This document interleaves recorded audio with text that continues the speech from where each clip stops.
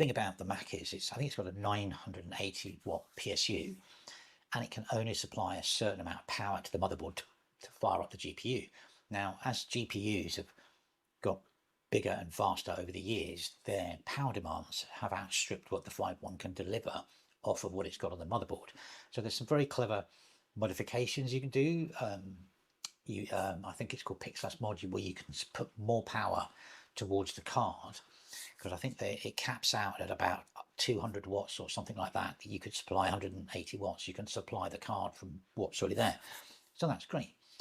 The reason I flashed the BIOS on mine is because I wanted to, there's a problem where you can't get boot screens. The flash of the BIOS gets around the boot screen issue. So you have a boot screen all the time that you can use to switch between OSs. So yeah, so I can run an NVIDIA card, but the problem with that is I can't run OS X. I can only run Windows and Linux on the machine. It's not too bad. I've got like other Macs I can do my Mac stuff on. So that's great.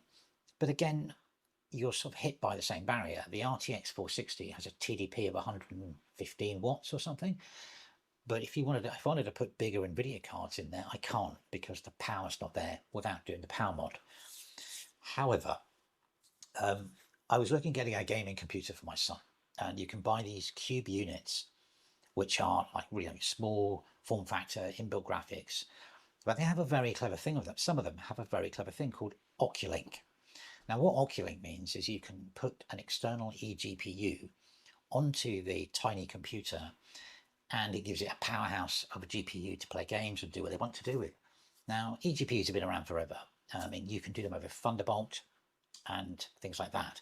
There's quite a large overhead with doing a Thunderbolt eGPU.